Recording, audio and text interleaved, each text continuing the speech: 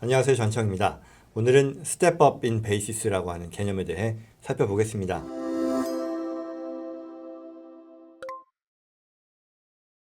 굉장히 중요하고 우리에게 큰 효용을 제공해주는 그런 내용이라서요. 관심 갖고 보시면 좋겠습니다. 특히 자산을 취득하고 내가 매각하는 데 있어서 이 증여상속세, 소득세가 발생하는데 스텝업 베이시스를 잘 활용하면 굉장히 큰 절세의 효과를 얻을 수 있다라고 볼 수 있습니다. 그래서 증여상속에 있어서 우리가 꼭 알아두면 좋을 키 컨셉이고요. 그리고 캐피털 게인 텍스잖아요. 우리가 부동산이나 여러 투자 자산을 매각했을 때 발생하는 양도 차익에 적용되는 세금이 있는데 이걸 피하게 해주는 아주 좋은 효과적인 방법이 된다라고 말씀드립니다. 그럼 어떤 내용인지 살펴보시죠.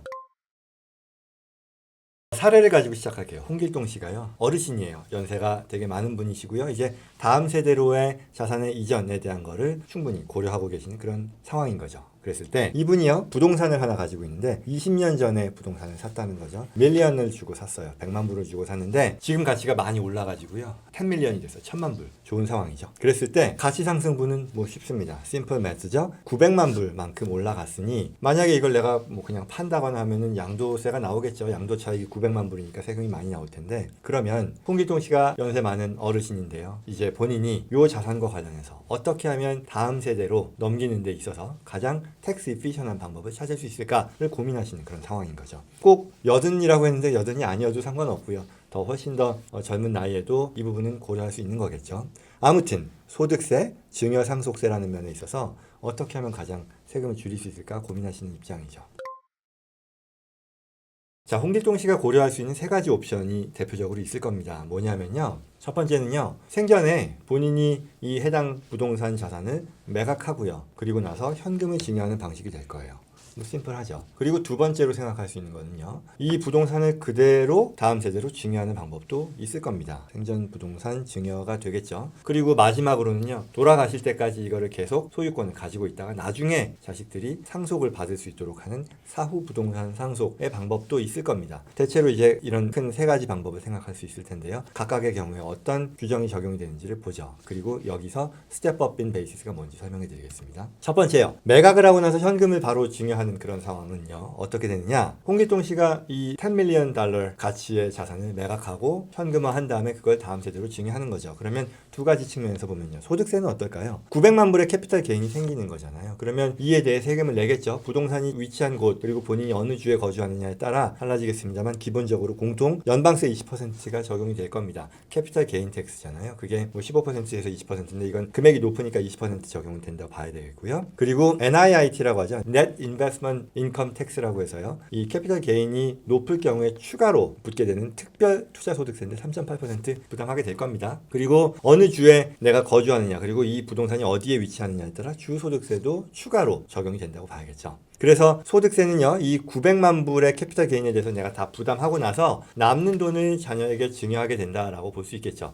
그래서 증여세 대상 증여가액이 10밀리언이라고는 했지만 사실 10밀리언은 아니고요. 세금 다 내고 난 나머지 돈 대략 뭐 30% 40% 냈다고 하면 한 뭐 600만 불, 500만 불, 600만 불 이렇게 될 수 있겠죠. 아무튼 이거는 10밀리언은 아니고 아무튼 뭐 600만 불 또는 700만 불 이런 정도를 생각할 수 있을 겁니다. 증여세의 부과 대상이 되는 증여가액을 말하는 거죠. 자, 그 다음에요. 생전에 부동산을 그대로 증여하는 경우를 말합니다. 매각하는 게 아니죠. 그랬을 때는 마찬가지로 이 소득세를 먼저 놓고 보면은요. 자녀가 증여를 먼저 받잖아요. 증여를 부동산을 받고 나서 이후에 언제든지 매각할 수 있겠죠. 물론 여기서는 자녀가 매각한다고 했습니다만 매각 안 하고 계속 가지고 갈 수도 있는 거예요. 근데 아무튼 바로 매각한다라는 그런 애플 투 애플 똑같은 상황을 놓고 본다면 자녀가 매각했을 때 똑같이 양도소득은 900만 불이 적용된다는 거죠. 왜냐하면 소득세를 계산하는 데 있어서요. 자녀가 증여를 받게 되면 그 증여받은 대상의 원가는요. 증여해준 사람의 원가를 그대로 옮겨받게 됩니다. 이걸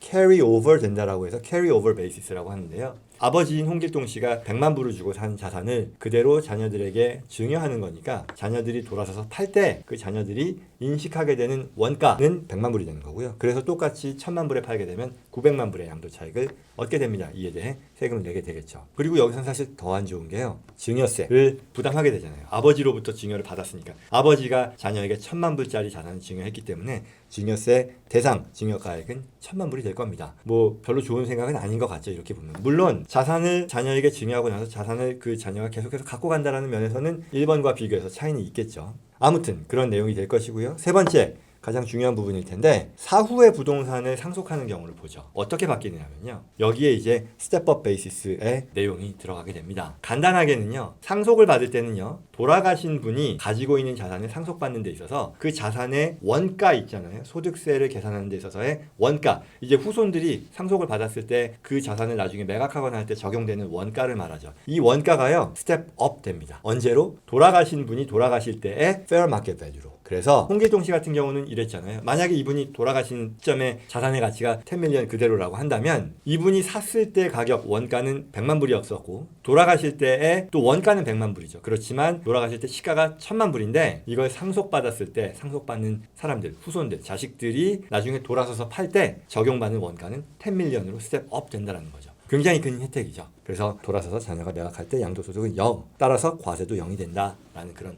큰 혜택을 볼 수 있습니다. 그리고 물론 대신에 이제 증여가 아니죠. 상속이 되겠죠. 돌아가시고 나서 받는 거니까. 상속세의 대상이 되는 상속가액은 10밀리언이 될 것이고요. 그래서 여기까지 보면 스텝업 베이시스의 컨셉을 쉽게 이해하실 수 있겠죠. 내가 자산을 가지고 있는데 이 가치가 계속 오를 텐데요. 내가 죽을 때, 세상을 뜰 때 페어 마켓 밸류, 그 해당 자산의 페어 마켓 밸류로 후손들이 원가를 스텝업 해서 인정할 수 있다, 인정받을 수 있다라는 그런 뜻에서 이 스텝업 베이시스의 효용을 얘기할 수 있을 텐데요. 굉장히 큰 혜택이 될 것이고요. 이게 뒤에서 좀 더 나오겠습니다만 1031이라던가 기타 여러 가지 테크닉들과 활용이 되면 굉장히 큰 파워풀한 그런 효용을 주게 됩니다. 더 이어서 살펴볼게요.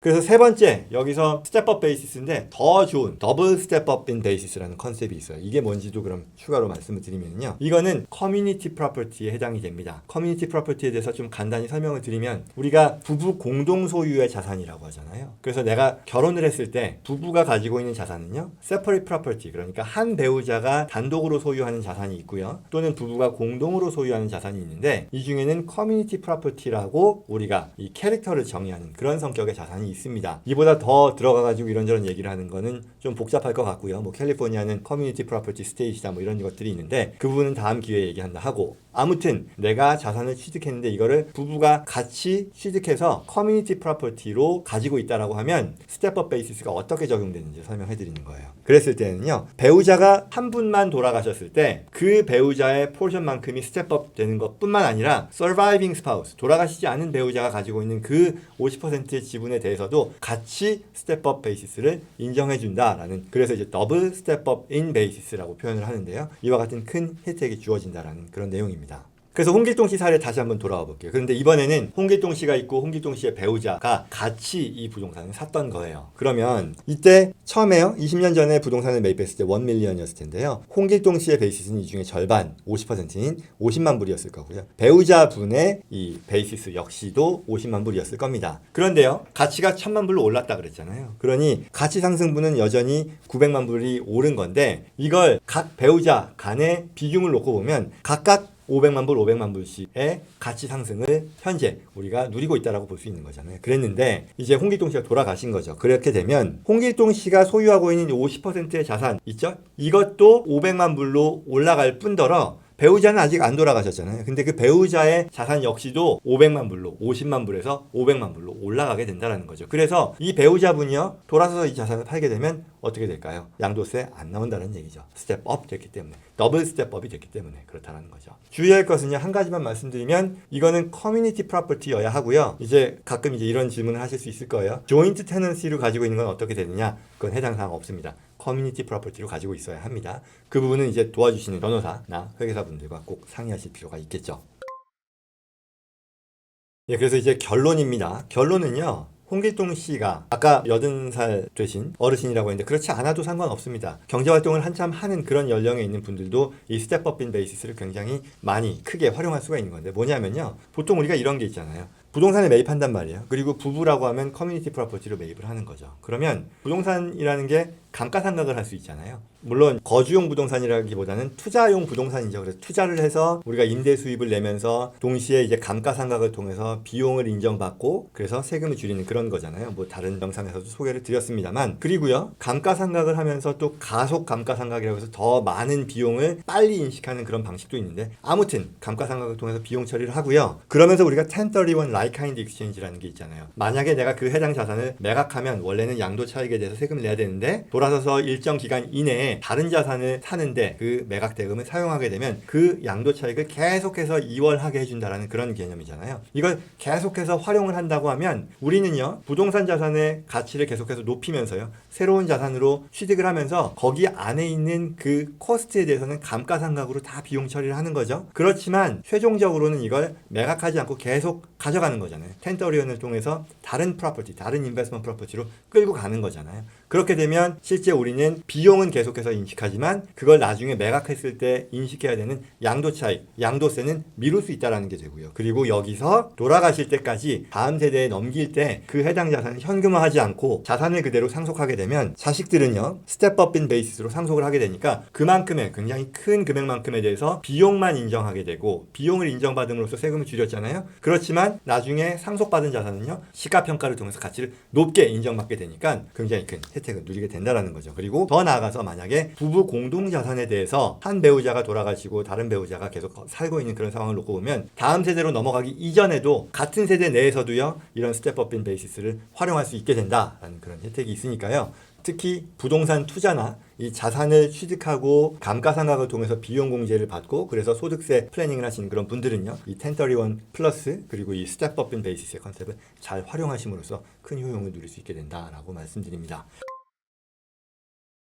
그러면 마지막으로 무조건 이 부동산 자산에 대해서는 항상 증여를 하는 것보다 상속이 더 좋겠느냐라는 질문을 할 수 있을 텐데요. 반드시 그렇지는 않습니다. 아까 전에 뭐였냐면 세 가지 시나리오가 있었는데요. 상속세 증여에 있어서는요. 1번, 2번, 3번이요. 비슷했잖아요. 결국은 1번 같은 경우는 현금으로 하니까 증여가액이 좀 더 낮았고요. 증여세에 적용을 받는, 그리고 2번이 안 좋았었죠. 그대로 10밀리언 그대로 증여였었고 상속도 마찬가지로 10밀리언이었는데 우리가 간과하면 안 되는 것이 증여를 완료하고 나면 그 이상의 자산 가치의 상승이라고 하는 것은 더 이상 상속세 대상, 상속세 부과 대상 자산이 아니잖아요. 따라서 홍길동 씨는요. 아까 사례에서는 10밀리언을 가지고 얘기했지만 만약에 증여를 생전에 했다면 그 이후에 올라가는 자산 가치에 대해서 증여 상속세를 더 이상 걱정하지 않아도 되는 그런 장점이 있는데 반해 스텝업 베이시스를 우리가 누리기 위해서는 그 부분에 대해서는 우리가 희생을 해야 된다는 내용이 되겠죠. 따라서 본인의 어떤 자산 포트폴리오를 잘 감안해서 어떤 자산에 대해서 스텝업인 베이시스를 활용할 것이고 어떤 자산에 대해서는 트러스트나 이런 장치를 활용해서 미리 증여를 함으로써 증여 상속세를 줄일 것인지 이런 것들을 종합적으로 살펴볼 필요가 있겠죠. 오늘 이 스텝업인 베이시스에 대한 내용 도움되었기를 바랍니다. 저는 다음 시간에 뵙겠습니다. 고맙습니다.